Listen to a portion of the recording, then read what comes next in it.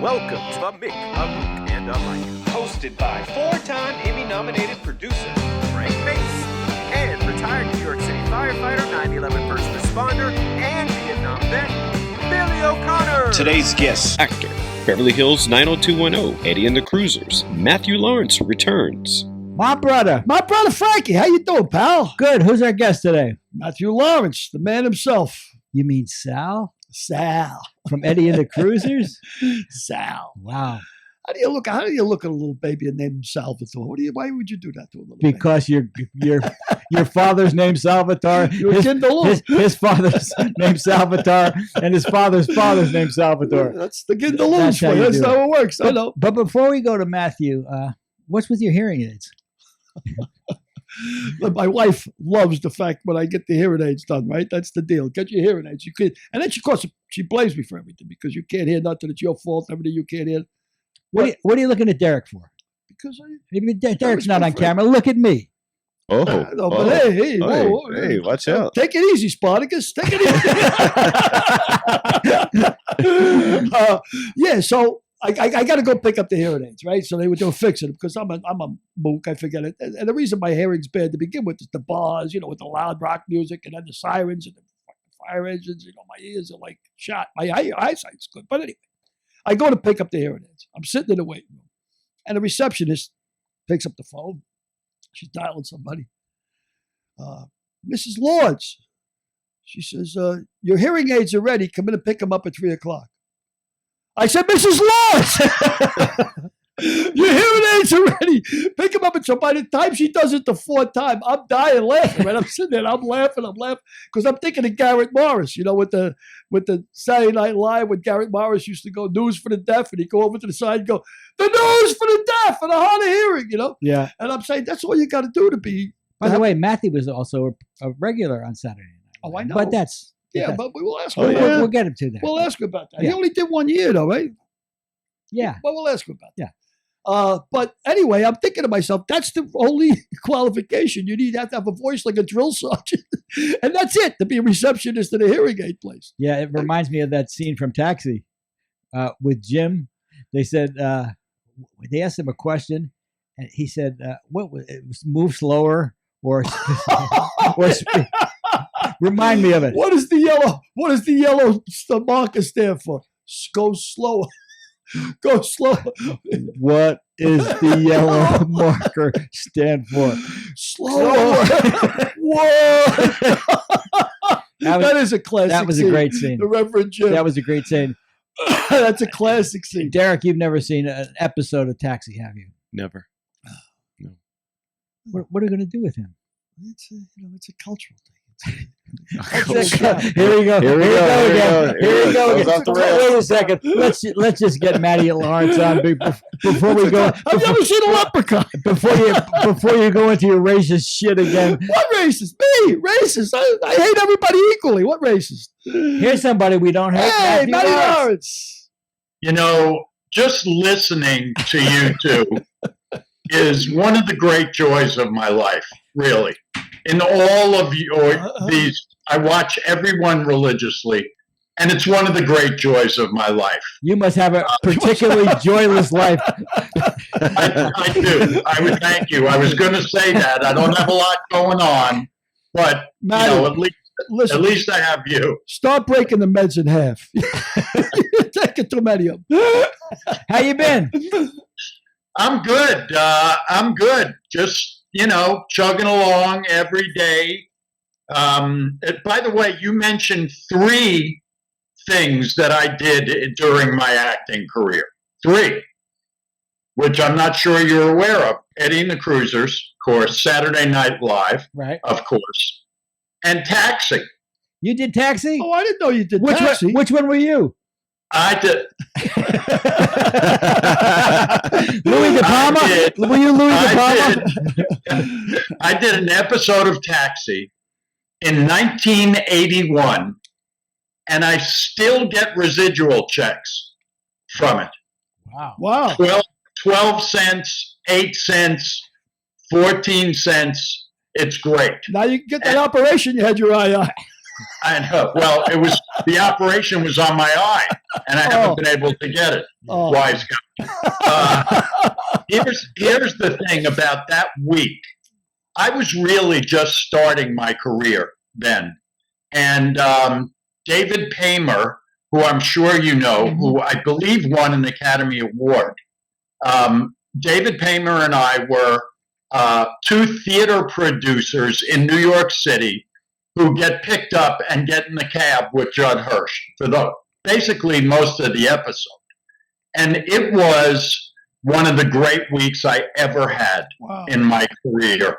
Being on set every day for a week with Danny DeVito and Christopher Lloyd and Judd and Mary Lou Henner, and watching them work. And Tony Danza.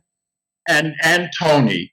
Well, I mean, Tony was great. Tony was a great guy. But in terms of the acting part of it, to see Chris Lloyd and Danny and the improv things they did, and it was incredible. And that's a week that I will never forget.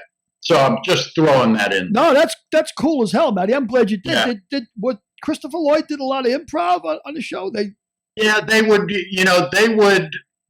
because they would rehearse and they do the scene, and Chris Lloyd would say two things that were absurd but brilliant, and then everybody would go, "Okay, hold it," and they'd write it into the script. And what about Latka? Latka was there, but he wasn't there as much. As a matter of fact, I'm telling you, I am so old, and I just heard you guys talking about you can remember all the words to most of the songs and most of the words to all something. I'm the same way with this stuff in my career and mindless sports factoids like what number Rod Keneal wore for the 62 Mets, things like that. Was it 10 or 11? It was 10, I believe, and wise guy. And I go to Kroger, the supermarket, and for two things, and I can't remember why I went there. Yeah, but it's unbelievable. Yeah, if you're like me, the sports trivia stops at like the year 2000. No, all of it from 1956, when my mother and my twin brother Mitchie and I went to a game at Yankee Stadium, is when my sports memory goes back to there, and I remember everything from there. You remember stuff from current day players? I mean, I don't remember it. I don't remember that. Yeah, no, I mostly do. I really do. But I can't, there's so much crap in my head. It's unbelievable. It's just unbelievable. I believe it. You gotta get I think I told you guys this, and I know how much Billy appreciates this too, but I drove a cab in the city for a year. Wow. So I brought that, even though I didn't use it, to my taxi week of work. That's the most dangerous job in New York City, driving a taxi cab in New York City. It's more dangerous than being a cop, a fireman. I'll tell you something, and this was, I'll tell you when it was. It was 1973, maybe. And back then, I mean, it was always kind of dangerous, but we didn't have, partition in the cab. There was none of that. And for the most part, for the most part, it was great because I could go to an audition, during the day and do what I was doing acting-wise, and you didn't have a boss looking over your shoulder, and you made pretty good money. The first ride I ever had in a cab, 6 a.m. in the morning, the first day, I picked up my cab on the west side, and I took it out, and I was nervous. And I pull around the corner, and I'm on, I don't know, something like 84th Street, and I hear, cab! Somebody yells for a cab. And I stop, and this 6-foot-tall guy in a dress and heels and full makeup with no wig comes charging down the stairs of a brownstone holding a cat in his arms. This is my first ride. And he jumps in the back of the cab. Take me to the ASPCA. Take me to the ASPCA. And his cat had a broken leg. Oh. And I'm on the west side. The ASPCA is all the way on the east side. I have no idea how to get there. I'm just, okay. And this guy is screaming the whole way, and he's crying, and my cat fell out of the window, and blah, blah, blah, and all this. And I finally got him there, and he jumped out of the cab. And back then, the fare was probably, I don't know, $4 or something. And he took a $20 bill, and he threw it in the window, and he got out of the cab. And I went, this is going to be great. And then your second fare, you were robbed of the 20. Yeah, the second fare, they stiffed me probably, but it was okay. It was all right. How'd you get into acting? How'd you get into acting, Matthew? You know, Frankie, I've thought about this a lot, and I truly believe it's because I was an identical twin. When we were growing up, you know, you don't really have your own identity. Everybody makes a big deal out of the fact that you're twins. And so as we were growing up, I was kind of the clown of the two of us. I know that's hard to believe. But I just always was very outgoing that way. And when I got to junior high school, for some reason, my brother and I played sports all the way through, but I went and I tried out for the 8th grade play. And I got the lead, one of the leads in the 8th grade play, which was a musical. It was Bye Bye Birdie, was the first thing I ever did. And then I loved it. I loved being on stage. I loved being in front of people, and kept doing it all the way through high school and through college. And then all of a sudden, when it was time to decide what I wanted to do, I think I might have told you this story last time I was on. I was supposed to go to law school because my dad grew up very poor. He didn't want to worry about my brother and I. And I was going to be a lawyer. And halfway through my law boards, I said, I'm not doing this. I can't do this. I don't want to go to law school. And I came home for Christmas vacation my senior year in college and told my dad that I wanted to be an actor instead of a lawyer. And it hit him like a ton of bricks. And he went in the living room. I went in there. He said, you got to leave me alone for a while. This is going to take a while. And the next morning he came and sat on my bed. And I'll get choked up through this whole thing with you guys because I cry at dog food commercials now. My father said, if this is what you really want to do, I'll do everything I can to help you. And they did. And that's how I got into it. And it took me a long time. It took me about 7 years of waiting tables, driving a cab. I worked with Zippy the Chimp for 3 months. Which was one of the great experiences of my life. Were you the organ grinder or the chimp? No, actually, my girlfriend at the time. Do you remember Zippy the Chimp? No. Yes, you do. Did you ever watch Ed Sullivan? Yes, sure. Zippy the Chimp appeared on Ed Sullivan, I believe, more than any act other than Topo Gigio. I think. Come out ride a unicycle or something? He was very famous, and it was the guy that owned him, it was a cash cow, not a cow, a cash chimp, I guess is what you would say. And I had been working as a waiter for a long time, and my girlfriend at the time was a waitress, and I came home one day and she said, look at this ad. They're looking for a couple to work with a chimp, and it's $500 a week. And again, it was the early 70s, and that was a lot of money. And so we went out. He was on Long Island, this guy in a mansion on Long Island. And we went out, and he introduced us to Zippy the Chimp. And we said we would do it, and I was the guy in the tuxedo, and she was the beautiful assistant. And he roller skated around, and he sat in a high chair, and she put makeup on him while I sang He Enjoys Being a Girl. We did all this stuff, and we had they gave us a van that we did birthday parties and opening of shopping malls, and for 3 months, and I loved it. It was fantastic, and they're very aggressive chimps, and eventually he bit her on the hand, and that was the end of my Zippy career. I was pretty upset, but the point is, I did everything waiting to get my big break. So when did you and Mitchie decide to change your names? Because and I'm going to ask you that because that means that Mitchie had decided to become an actor too. Well, here's the thing. Mitchie, I went right from college to acting school, to the neighborhood playhouse, and then started studying with Uta Hagen and working as a waiter and all my acting stuff. Mitch did a couple of weird jobs. He worked in a bank and something else. And then in New York, we had a friend that we went all through junior high and high school with, who is now a pretty famous guy named Alan Zweibel.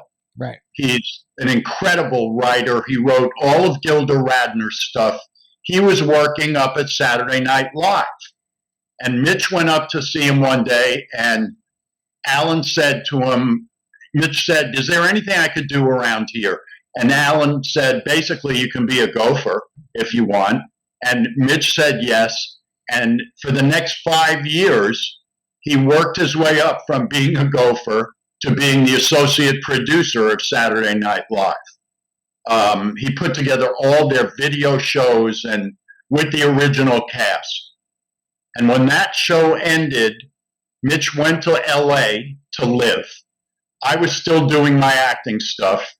And one day he called me and he said, "I'm coming back to New York. I need to talk to you about something." I said, "What are you talking about?" And, you know, I hadn't seen him in a while, and he came back and he told me that he wanted to be an actor. And I was stunned. And I said to him, "You realize what you're saying here, because we're going to be competing for jobs with each other, and we look exactly alike." And he said, "I've wanted to do this for a long time, and I didn't because you were doing it, and that's not fair to me, and I'm going to do it." And I said, okay. And he went back to LA, and we didn't really speak for about 5 years. Wow. After that. We were hello and how you doing, but we didn't really talk. And it got to the point in our careers where he started working before I did. And he was on a show on HBO called Not Necessarily the News, which was very successful. And I was still kind of struggling doing little different things. And that was very hard for me. And then when that show ended and I started working, like I got this series on Fox called Duet. And I was doing really well, and he wasn't working. And he would get upset when people said to him, "I love you on that show, Duet." Just like I got upset when they said to me, "I love you on Not Necessarily the News." It was very hard. And then we decided, and by the way, I'm sorry, your question, that's when that change happened, when kind of we both decided that we were going to be actors. And then you changed your name. Yeah. And then this is pretty weird. Mitchell was living at the time with a guy named Brian Gibson, who was a very big director. He directed Poltergeist and a bunch of big movies. And he had a mansion in LA, and Mitch had a wing of his mansion that he lived in.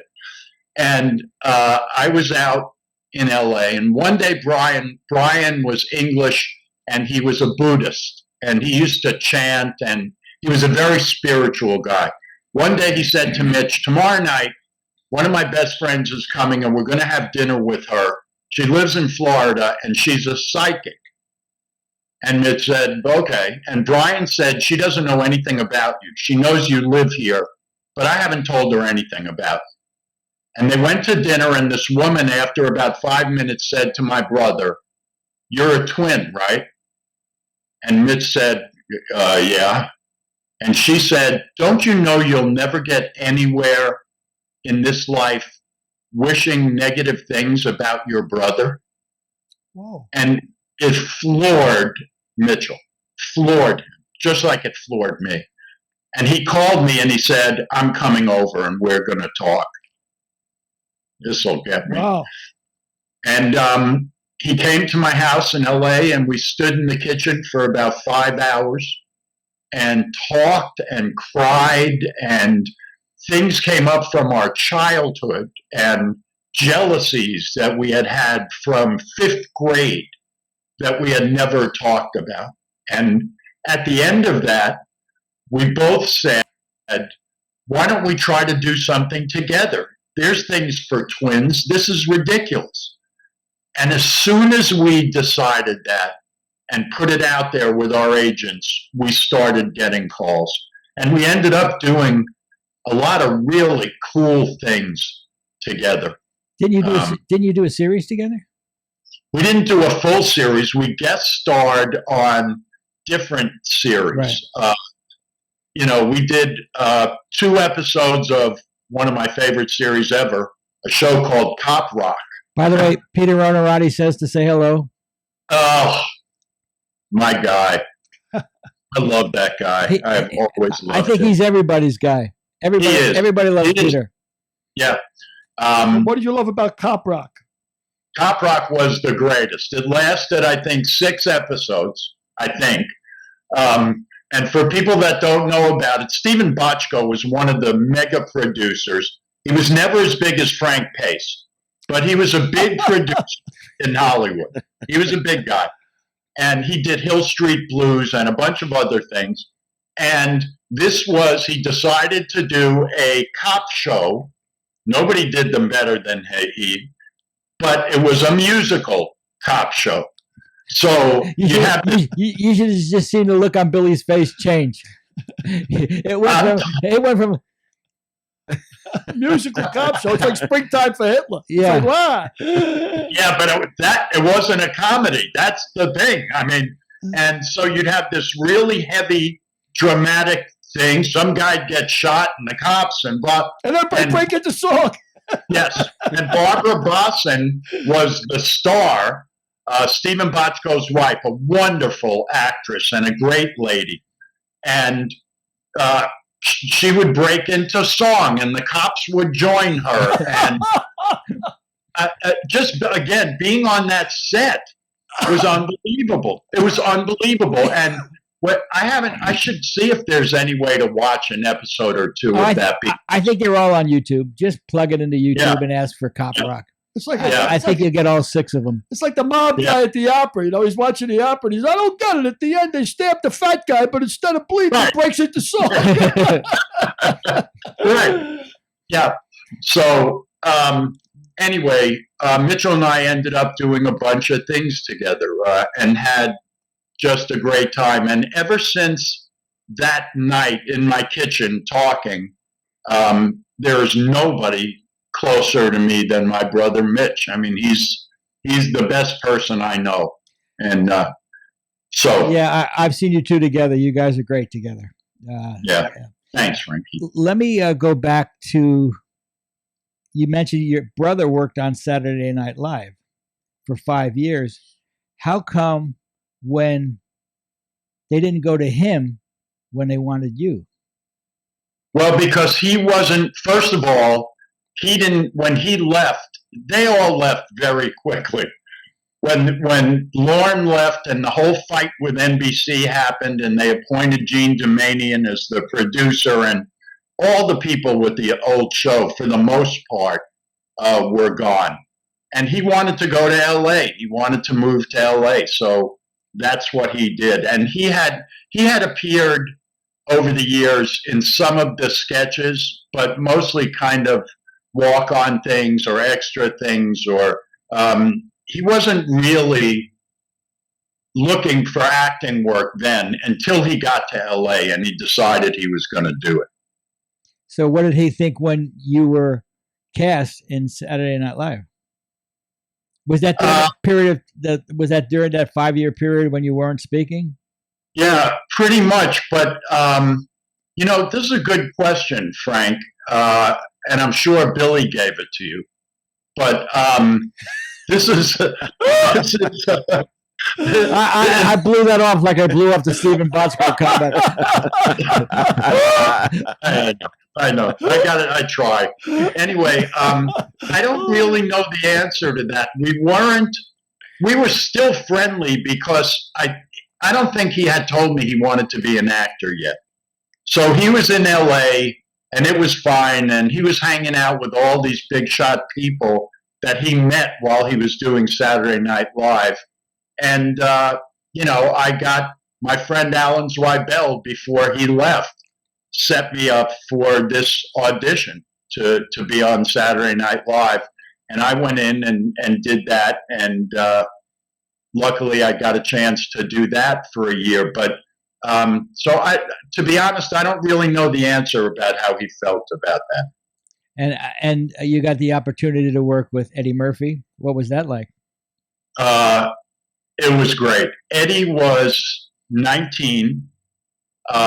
He came, I grew up on Long Island mostly, and so did Eddie. He came from a place called Roosevelt, Long Island, which is the home also of Julius Erving. Roosevelt was a very kind of a real middle class kind of suburb back then. Eddie was 19 and he had been appearing in comedy clubs all around. And he was Eddie Murphy. I mean, he was very funny, but very arrogant back then. And he would say stuff to me. He said to me one time, "I'm going to be bigger than Richard Pryor." And I said to him, "I don't care how big you get, you will never be bigger than Richard Pryor, period." And I used to get on him about stuff like that all the time. But it was great being around him because he was really funny. That year was hard in a lot of ways because we replaced cultural icons. Mm-hmm. And the people that were on the year I was on, some of them were incredible. I was on with Charlie Rocket and Gail Mathias and Denny Dillon and Gilbert Gottfried and another guy. Was Joe Piscopo on? I was just going to say another guy named Joe Piscopo. Anyway, I recognize the reason you're making that face. Yeah, I wasn't a big fan. But to work in that environment, especially as an actor, most of them were comedians. And for me as an actor, they also brought in a guy named Del Close to work with us. Right. Del Close started Second City in Toronto and came up with all the improv games that actors used to play. He was a genius. And they brought him in to work with us. So I got to work with Del and work with these, really talented people and do some great stuff. And when, even though it wasn't anything like the original Saturday Night Live, you're still live in front of millions of people and they walk up to you and say, "We're not doing that sketch, we're doing this." And they hand you a sketch 5 minutes before you're going on. That kind of training you can't get anywhere, obviously. So it was an amazing experience for me. And I loved working with Eddie. I actually got to do a movie with Eddie later on. We went to Israel together for 2.5 weeks to do one of the worst movies ever made called Best Defense, with Eddie and Dudley Moore were the two stars of it. Wow. And they shot our part, Eddie and my part, in Israel. We were soldiers. He was an army guy, and I was an Arab tank driver. His tank driver. Yeah. And I'll send Frank a picture on his phone. I'll show it to you later. And I was there and got paid to be in Israel and worked with Eddie. And this is a funny Eddie story too. So they used to pick us up at 5 a.m. and drive us out to the desert where we were shooting. And it was incredible. The sun is rising over the desert and it's purple and changing colors. And you get to the set out there and there's camels walking around and Bedouins. And it was, who gets to do this? I'm this Jewish kid from Long Island, for God's sake. Who gets to do this stuff?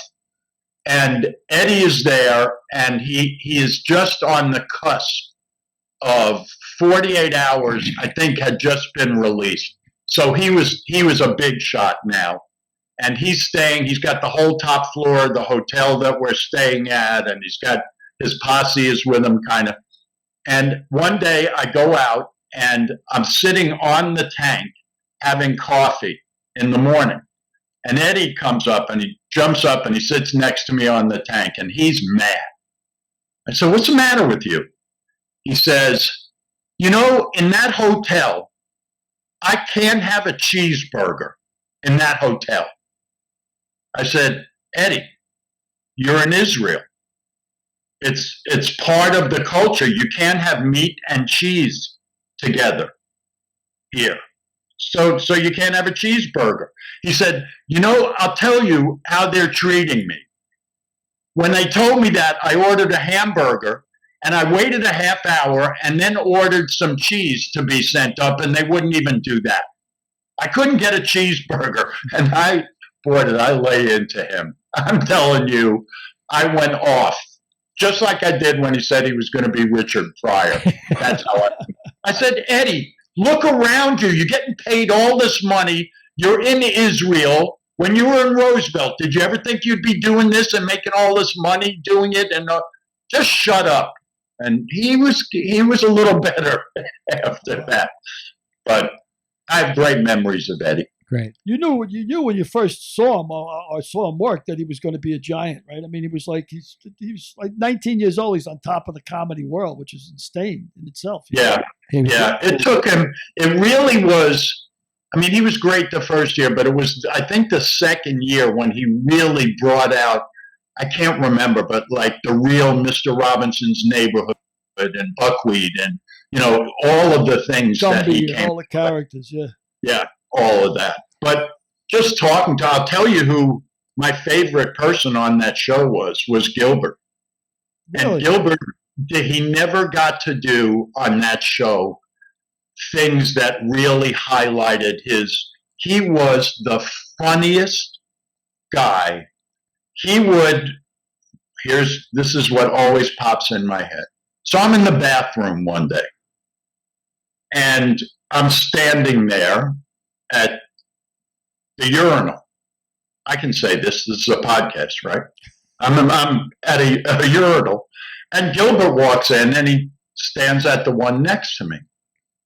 And I don't say anything. And he used to do this all the time. Out of nowhere, he goes, so an elephant was walking down the street. And then stream of consciousness for 5 minutes of the funniest stuff where you would be crying, you'd be laughing so hard. Yeah. And he did it all the time. He was an amazing guy. Yeah, it's too bad that you guys got caught up in that who follows Vince Lombardi sort of the coach that follows Vince Lombardi syndrome. Right. Because I think as was proven, a lot of you guys didn't get a good chance. And they had to make changes to make changes. But that'll take us to this year. I think it's recently the 40th celebration of the release of Eddie and the Cruise. Is that correct? Can you believe that, Frankie? No. 40 years. And here's the amazing thing about that movie. When we shot that movie, it was a low-budget movie. It was the first kind of co-starring role that I had where I was in it for a good part of it. We shot in Jersey and these, we had little tiny, 6 people in a trailer and all that. you have no idea how anything's going to go. We didn't know. We were trying to become a band, and we're working at night after shooting all day. We're working on the music, and then when it was released, it was in the theaters for, I don't know, 10 days, and then it was pulled. And we all went, okay, that's what it was. And then a few months later, cable had just started, and HBO picked it up, and they put it on HBO. And within, I want to say, a month, the album went triple platinum. Wow. And it was one of the first things that showed the power of cable, what cable could really be. And 40 years later, and over this time, it's like the biggest cult movie in America to this day. And I want to tell you a quick story about something that happened, and why it means so much to me, this movie. About a few months ago, almost a year now, we had floods in eastern Kentucky where I live. And I know you heard about all of that. And horrific. They have still not recovered from those floods.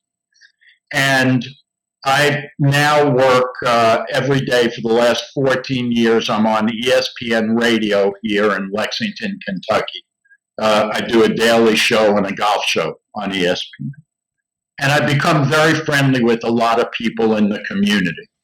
And when these floods happen, and people say things to me about Eddie and the Cruisers all the time, I thought, I want to do something, if I can, to help these people in eastern Kentucky in some small way. And I went to a DJ on our classic rock station that's in our media group, this great guy named Dennis Dillon. And I told him, Dennis, would you help me if I can find a theater? I want to do a one-night screening of Eddie and the Cruisers. And all the money we raised, if it's $20, I want to give it to some way to help eastern Kentucky flood victims. So I found an iconic little theater in Lexington that's been here for 70 years, I think. They were wonderful. We picked a Saturday night, and Dennis on Classic Rock promoted it, and people started talking about it. And we had this event where I showed the movie, and we had between 80 and 100 people showed up, and a ton more donated online that couldn't come. And we raised a pretty good amount of money for a great group in eastern Kentucky called ARH, where they help. They're like the Red Cross, kind of. They're wonderful.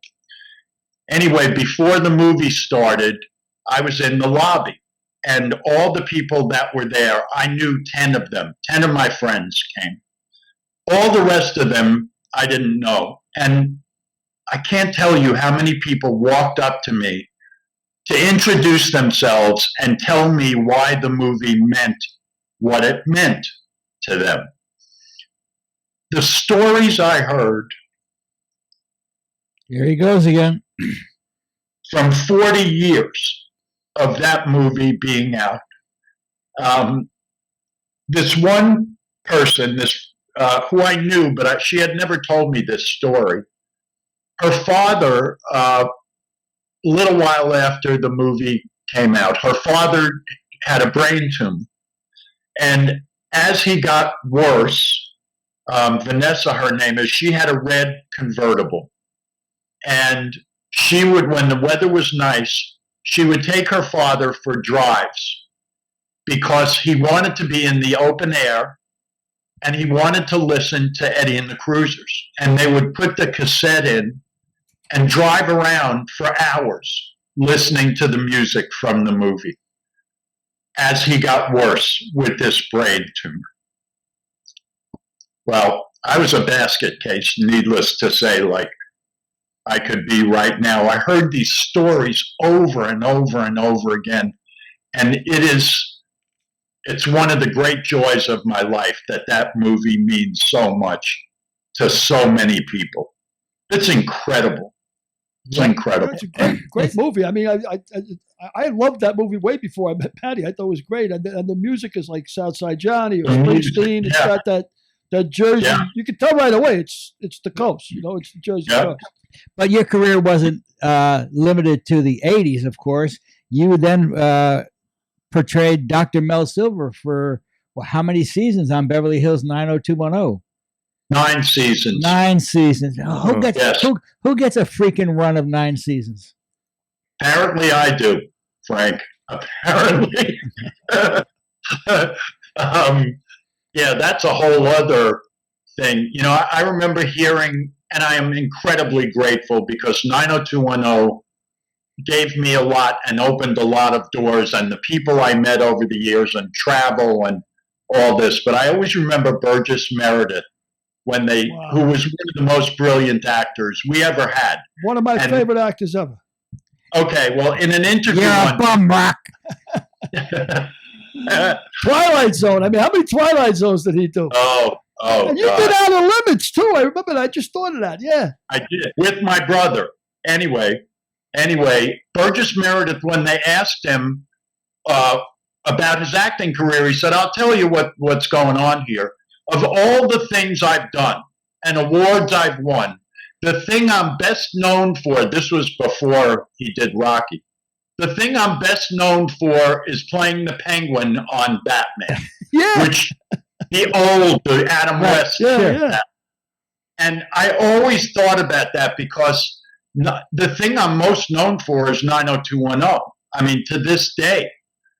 And it's the least creative thing I think that I did in my career, and I'm, like I said, I am so grateful for that show, and I love most of the people that I worked with in that time. But Brian Austin Green was like a son to me, like he was on my show. So it wasn't like this, incredibly deep acting I was doing, because I loved Brian, and that kind of acting is easy when you relate that way. But it certainly traveled. I'll tell you how big that show is. We all know how big it is, but it really hit me. I'm a big history guy. I love history.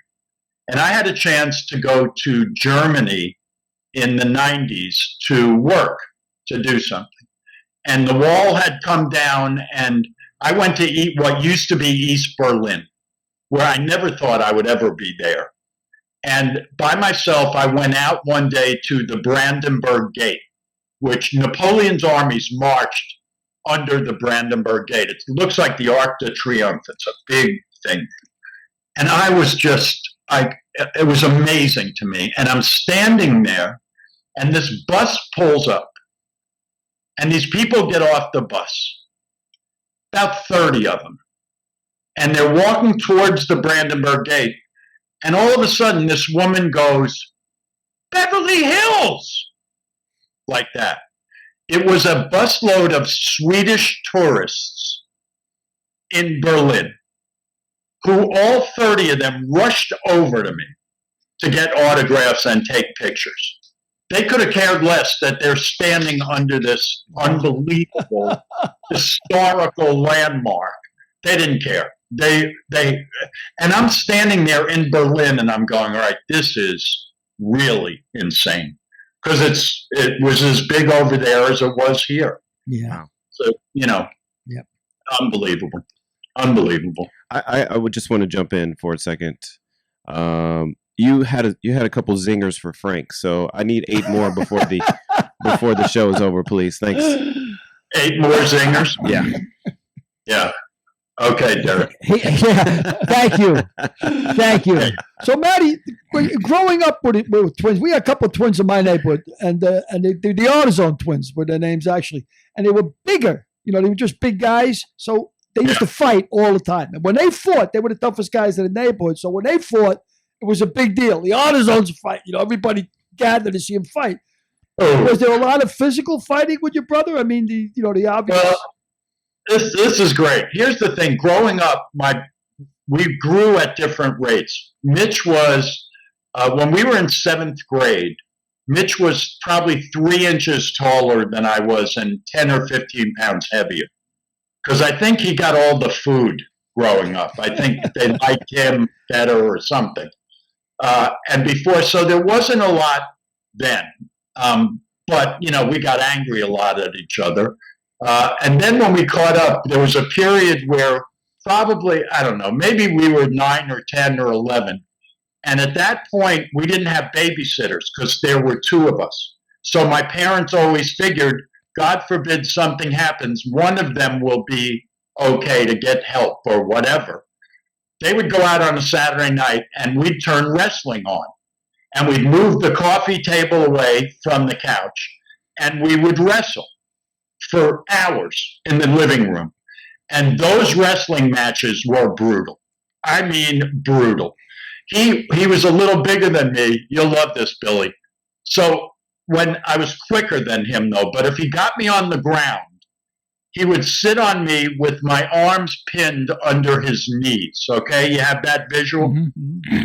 And then he would put his face over my face and let spit come down almost to my face and then suck it up. Most of the time. Most of the time. And that was the worst. If that hit you that's when, then things got broken in our house. What's your brother doing now? He is unbelievable. For years, he's been very involved in the world of golf, which I also became involved very heavily with. He has had many award-winning golf podcasts, all kinds of different travel shows where he's traveled all over the world doing videos. It's a tough job, Frankie. Videos about golf courses and resorts and all kinds of different things. And that's pretty much taken up most of his time since he stopped acting. But he's independently wealthy, so he can do whatever he wants. It's not like me. I mean, I got to keep working. And he married well. He married well. He married the striking Viking, the former world 9-ball champion. Wow. Ava Mattia Lawrence, who is, I'm afraid she'll see this, so I have to be real. She's the most unbelievable woman. And now the 2 of them, this is incredible, actually. He does work pretty hard sometimes. They own these pool league franchises. They're all over the country. It's called APA, American Pool Association, I think it's called. And they have teams everywhere. And they coordinate. I think they have North Carolina. They live in South Carolina. I think they have North Carolina, South Carolina, and somewhere else. And they coordinate all these tournaments, and they have a national tournament in Las Vegas every year. And so he's busy doing that. I shouldn't have said he doesn't do anything. But other than that, they travel and they play golf, my brother and sister. Well, let me ask you a golf question then. Okay. All right. The Ryder Cup just took place within the last month, and there's no sense rehashing the results of that. But let me ask you something. Yeah. Why is it unfair or is it unpatriotic for me to root for the Europeans all the time? You know what, Frank? There are many reasons. Derek, I'm sorry. I'm not giving zingers about The Godfather. I'm sorry. I'm not doing it. Okay? Okay. There are many reasons why I love you, Frank, and this is just one of them. I have a golf show every Sunday on ESPN Radio here, and it's an award-winning show. I'll pat myself on the back.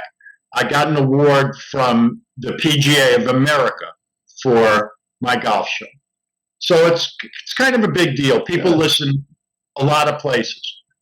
2 weeks before that Ryder Cup, when the teams maybe a week, when the teams were announced, I said, we are going to get boat raced in Rome, and I am here for it. I rooted for the Europeans 100%. Yay! In that Ryder Cup, because I'm just, first of all, golf now, I didn't start playing until 1981 when I moved to LA, and I was already old. But golf has been such an important part of my life, and of yours too, Frank. When you think about what we've got, where we've played, and the people we've met through tournaments and all of that. What's happened in the world of golf is abhorrent to me now, with LIV and the PGA Tour and all the stuff going on.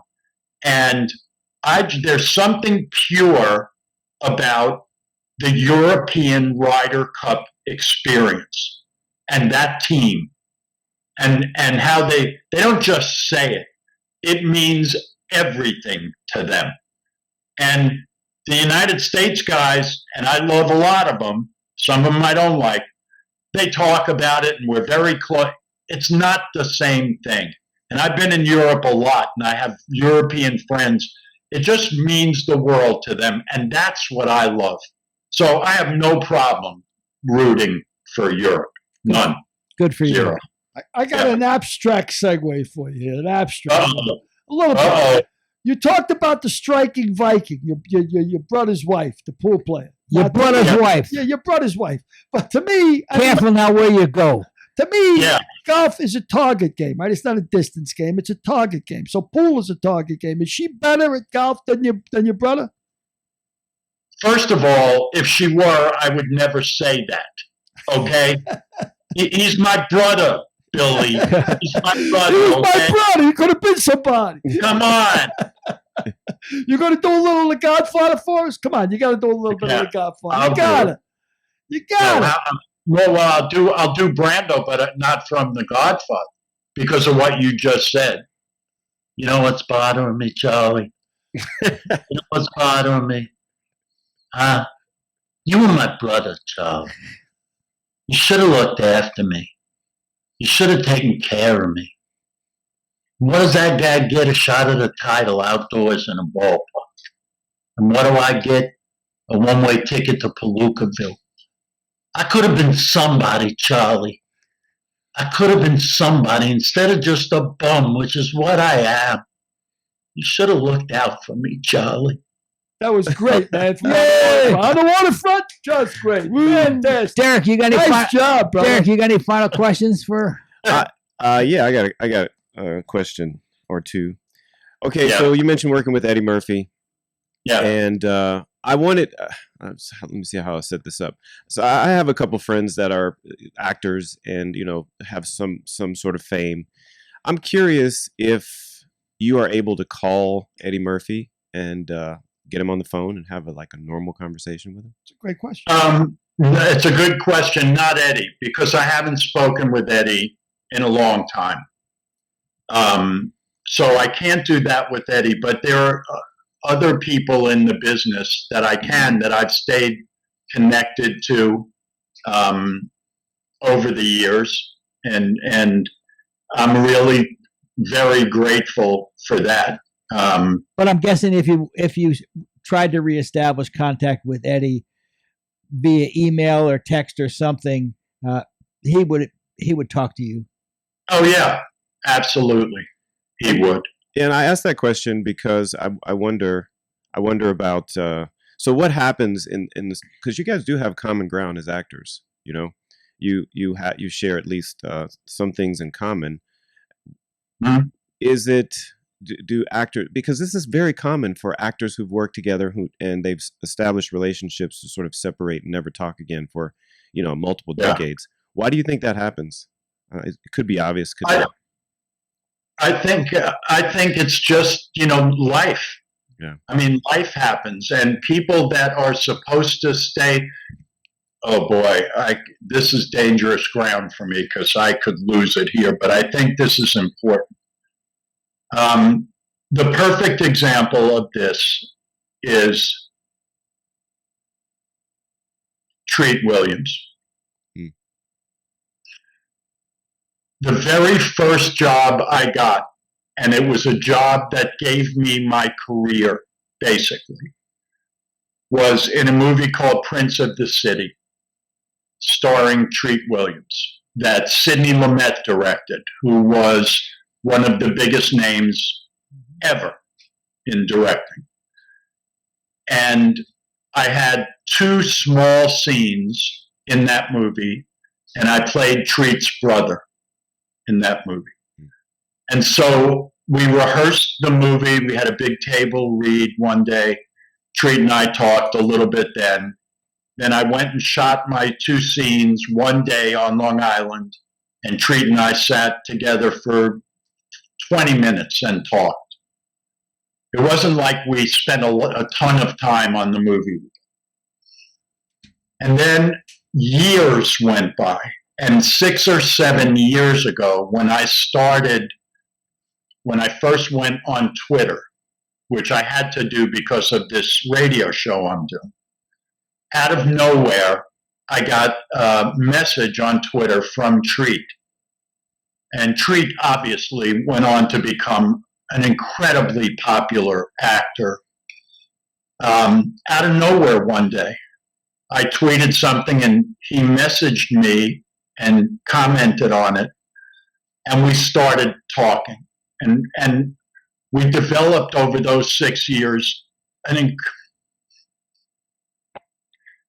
incredible relationship. I'm sorry. Without seeing each other. We would text. We would talk on the phone every once in a while, but mostly it was through text messages. And I'm sure people watching this, they may not know it, but we lost Treat very tragically a little while ago. And he was just one of the best people in the world. And that was a relationship, as you're talking about, Derek, from years ago where years went by, and for some reason, we connected again. Yeah, that's great. And the point is that there are a lot of people that I worked a lot with that I liked and I was close to, and for whatever reason, you don't connect with them again. Yeah, that's the great thing about this podcast, because so many people that I've reached out to, I haven't talked to in 40 years. There you go. And they call, they say, sure, I'll be on the podcast. What do you want to talk about? And I say, well, let's talk about the money you owe me. Let's talk about, believe me, I don't owe them any money. No, talk about the talk about the money you owe me. That's the ones that are all coming on. Let's talk about what's been going on the last 40 years. They say, oh, okay, we can do that. Yeah. Billy, you got any final questions? Well, I was delighted, but you're doing the On the Waterfront impression. That was incredible, of Brando. But the last time you were here, you did the Godfather impression. But I got to ask you, did you see The Offer, and what did you think of the movie? If you did see it, I assume you did. I loved that. I absolutely loved it. So did I. I thought it was terrific. I thought it was, and the acting in that series was insane. The kid who did Pacino, right?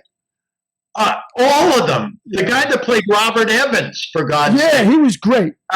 I mean, and of course, right now I can't think of his name. He was, that I loved The Offer. I was so upset when it ended. I couldn't believe it. It was fantastic. Yeah, me too. I thought it was great. Of course, it was revisionist history. Yeah, so. Yeah, well, so what? That's every story I tell. Yeah. It's revisionist. I mean, exaggerate. Exaggerate. Make lie. Who was the producer of that? I can't remember his name. Not Evans. It was the guy whose name escapes me. Francis Ford Coppola? No. Well, while you're thinking of that, can you guys give me the top? If you're on a desert island, you're a movie buff, so much so, Matthew, that you're able to recite phrases. You're on a desert island. You got 3 movies to watch on DVD. Which ones would they be? And I'll look up The Offer. Oh boy. Okay. My 3 movies would be The Godfather. Right. It would be Godfather 1 and 2 combined. That movie. Because you can't get that. So that would be one. I would say It's a Wonderful Life and Eddie and the Cruisers. Those would be the 3 I would take. Billy? Pretty good list. You want my three? Of course. I call Godfather 1 and 2. I agree with him absolutely. Yeah. It's the finest movie ever made. Lawrence Me of too. Arabia. Lawrence of Arabia would be Ah. up there on mine. I could watch that movie a Oh. ton of times. And, Yeah. and I'm a history buff too, so I think The Lion in the Winter would be my third. Oh, Billy, brilliant. Catherine brilliant. Hepburn, yeah. I'm going to be less Cool. brilliant. But that's obvious anyway. Godfather 1 and 2 would be the first. Shawshank Redemption Yeah. would be the second. Mhm. And Yankee Doodle Dandy would be the third. Watch These Catherine are- forever. These are all brilliant ideas, I think. Brilliant. So Adam about Arkin, Derek? Dexter Fletcher, and Colin Buxey. No, those are the actors. I want to know who they Sorry. played. What Okay. about history movies? I want to hear. Lawrence of Arabia. Amadeus Good one. Great. Great one. and The Godfather. All right. Yeah. Good. Yeah. Good ones. Billy, wrap Okay. it up. Wrap us up. Send us Wrap it home. up. Hey, brother, Yeah. Matty, thanks so much. I owe you a quick apology because you caught me at motor vehicles the other day. I was in the middle of taking a written test, and I just failed the freaking thing. You know, how do I fail it? I'll tell you how I failed it. I had, you're supposed to you're allowed 5 wrong answers out of 25. I had 20 cold, and the other 5 was if you're 1,000 feet away, 500 feet. I guessed on 5. Yeah. Every guess wrong. He calls me on my second revision. I'm saying, yeah, Matty, I gotta go. I didn't mean to give you the bum's rush. Thank you for not giving us the bum's rush, brother. I really appreciate you coming Oh, on. You're please. terrific. Yeah. I love you guys. I hope someday soon I can sit with both of you. Really. That'd be a home run. Mickey Toscano and Russell Rothberg. No? I can't. Apologies, it's just the Yeah. What's he talking about? His old landlords? they don't really. Where's he going? The character they played in The Offer. no. Okay. Okay. Not Never that. mind. Anyway, Matthew, when you come to LA, we'd love to have you sitting in studio sometime. We'll never get Billy to Kentucky, but I'm probably going to get there within the next year or so. So I look forward to seeing Okay. you. Well, we'll figure it out because I really want to see both of you guys. I love you both.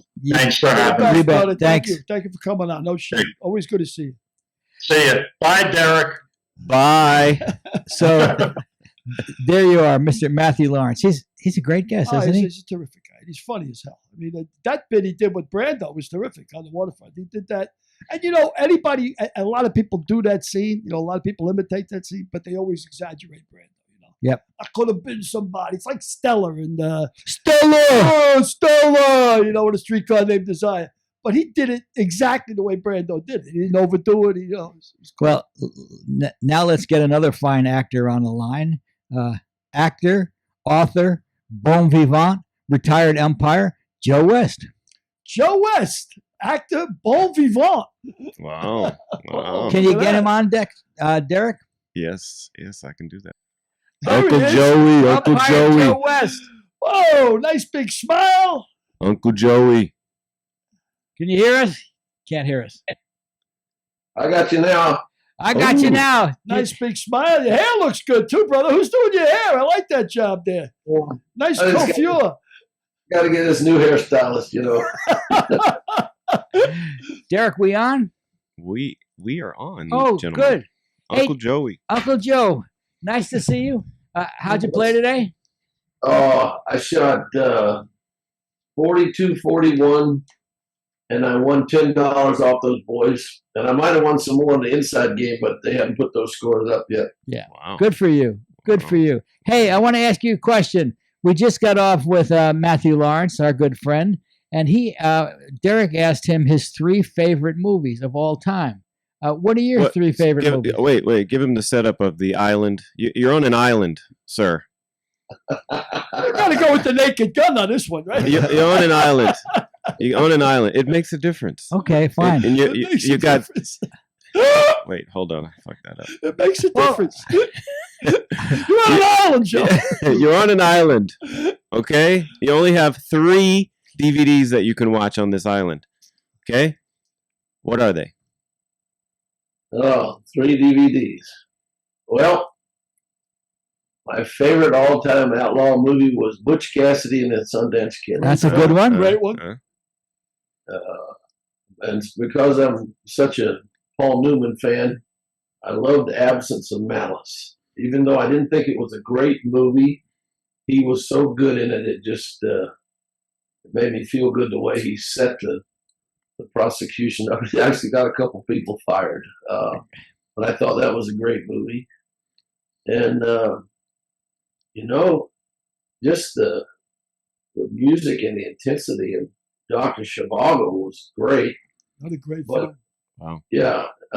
So those might be my first three, but I'd like to have a couple more. You can't. How about making a decision, umpire? How about making it? Make a fucking call. Make up your mind. What the hell is this? I only have 3 pitches to call. So that's, you only had 3 movies to select. yeah, Whitey Herzog says the good thing you only got 2 choices. Yeah. All right. So now, let me ask you your 3 favorite sports movies. Oh, very there you good. goes a new wrinkle. Well, there was a story, a baseball story, and the name of the movie was Long Gone. And it was about a minor league player who was fighting with the management of the team and everything, and he was told to throw the ball game, let the other team win, because the management had decided that they had bet so much money on the other team, and he dropped down a bunt to win the game. And but the title was Long Gone, and it was a typical minor league ball game or minor league setting, much like the one that Kevin 1987? Costner. Yeah, 1987 movie. Long Gone. Do you know who was in it, Derek? Hold on, my computer's going very slow. yeah, it was a great, well done movie, and it was typical. I mean, it was the best movie I've ever seen that people did that covered what baseball really is, and it was called Long Gone. Is it Virginia Madsen? I think. Yeah, she was in it. Who else? Dermot Dermot Mulroney. Dermot Mulroney? Yeah, William Peterson. Yeah. Larry Riley. I got to put that down. I never saw that movie. Yeah, I did see it. It was really good. Yeah, It was 1987 drama romance. And the uniqueness of it was that it was authentic. It was like everything could have been just like it happened. When I watched 42, the Jackie Robinson story, it was a great story. But when they had 4 umpires in each game, it kind of broke my heart. They didn't do enough research to put everything together right. When Jackie Robinson broke into the big leagues, there were only 3 umpires working major league games at the time, and when he played the minor leagues, there were only 2. Right. So we got one. We got one movie so far, Long Gone. How about 2 more sports movies? It doesn't have to be baseball. It's got to be sports movies. Yeah. Well, one of the best movies I ever saw put together, and it wasn't very truthful, was the story about Rudy, the Notre Dame kid. Notre Dame, yeah. Kid. And I'll never forget. Dave Casper came in our locker room in Oakland, and one of the other umpires asked him. He says, "Were you at Notre Dame when Rudy was there?" He says, "Yeah." He says, "What kind of guy was he?" He says, "Well, he wasn't a very good guy. He was terrible. He parlayed a no talent career into a movie and speaking engagements the rest of his life." Yep.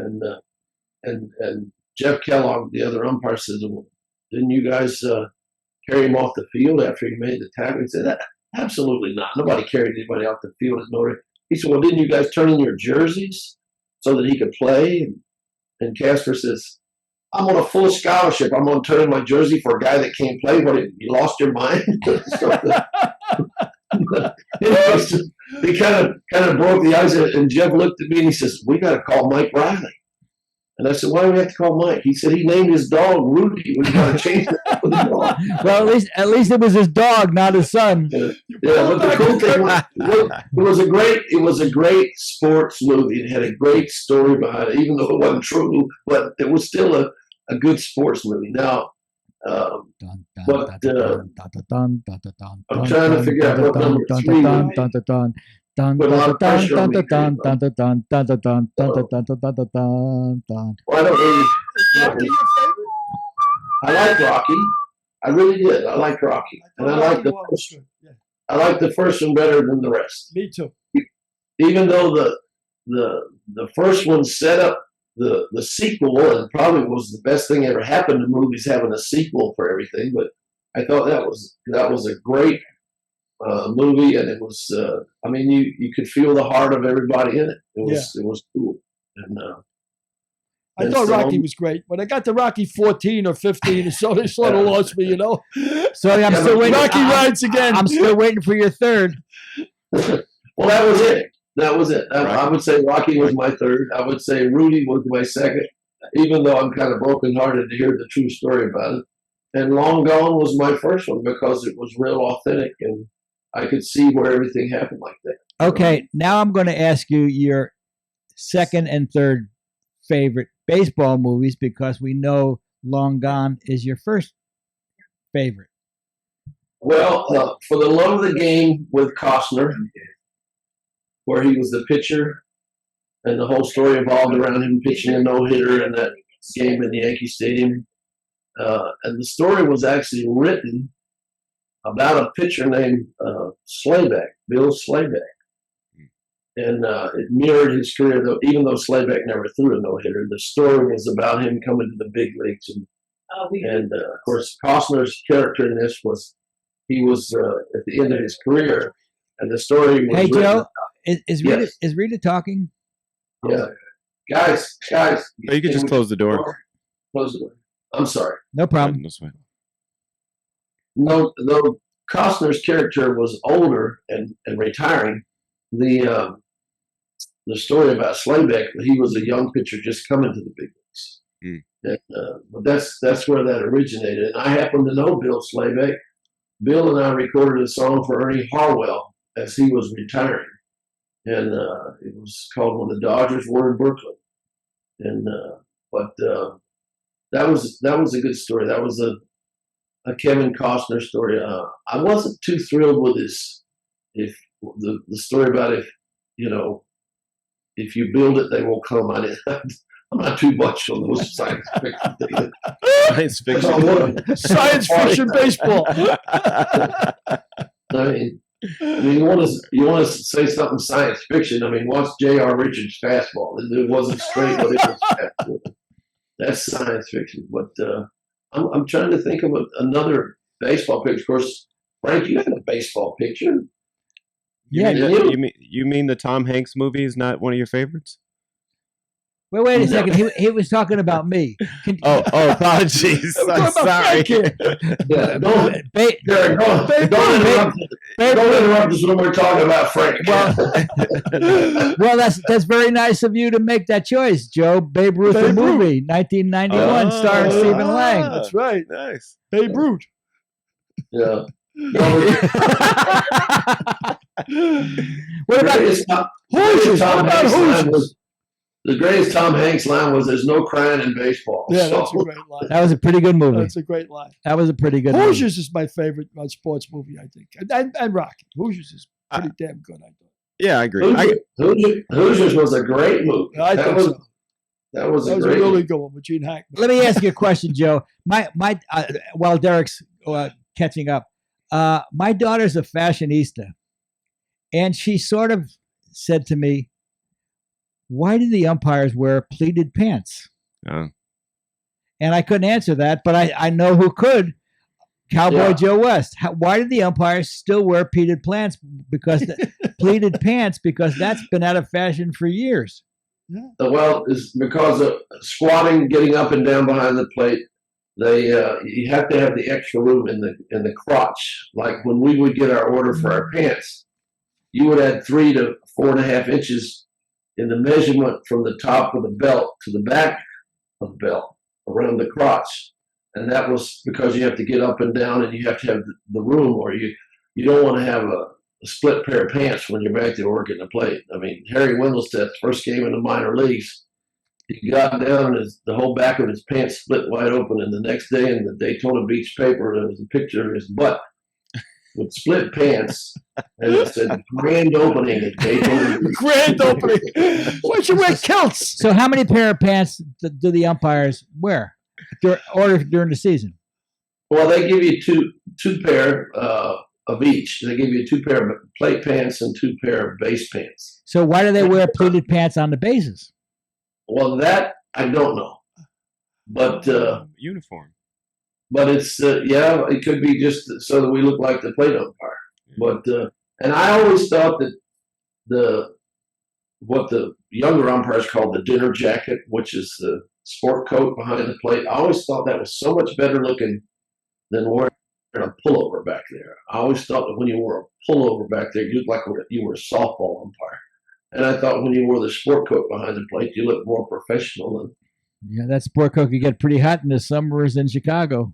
Well, yeah, but you didn't wear it when it was hot. You wore it when it was this time of year and getting cool, and where the nights are 70 and 65 degrees. So, but the dinner jacket really gives you the prison guard effect. It makes you look like Don't argue with this guy. He looks like he knows what he's doing. Don't fool with him. Derek, did you catch it?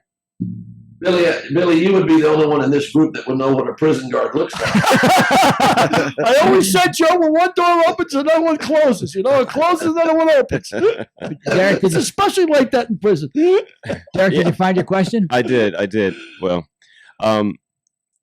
so your first movie was Long Gone, and I noticed that it's a drama and a romance, and I wanted to know if you consider yourself a romantic, and if you do, before you state yourself as a romantic, we're going to need some examples. I don't think I'm romantic about a whole lot of things.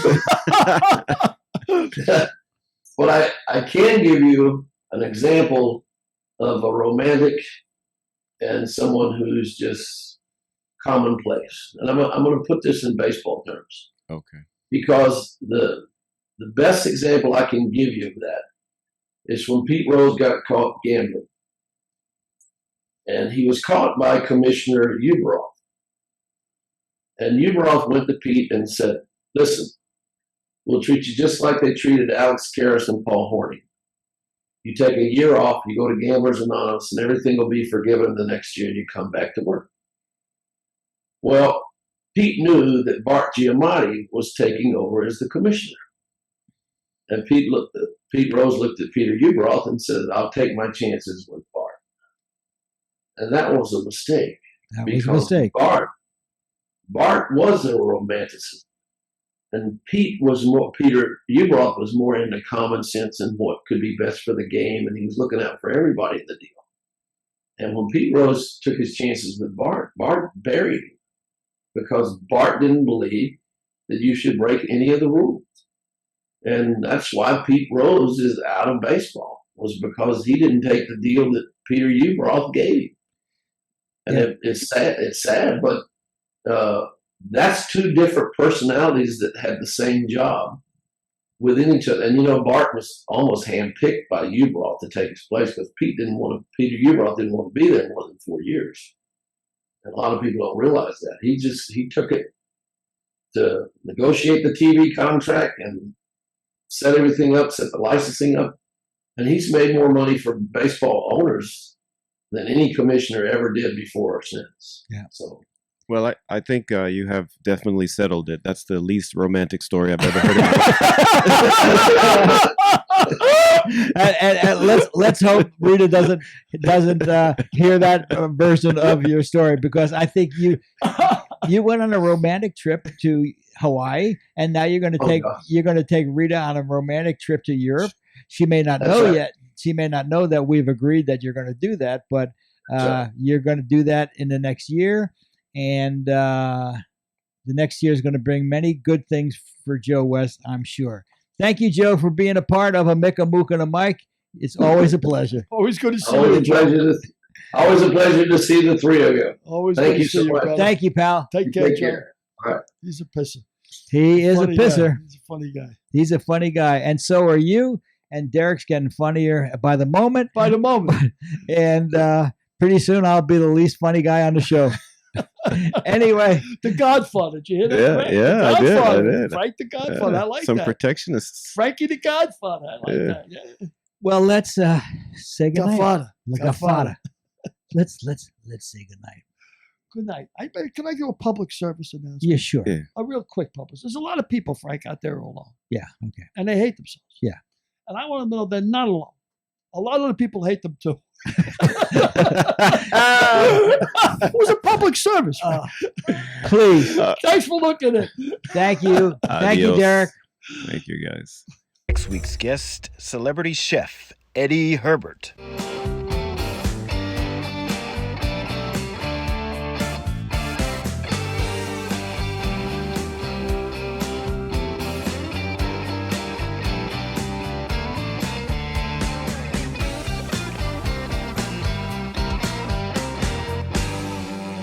We'll see you next week.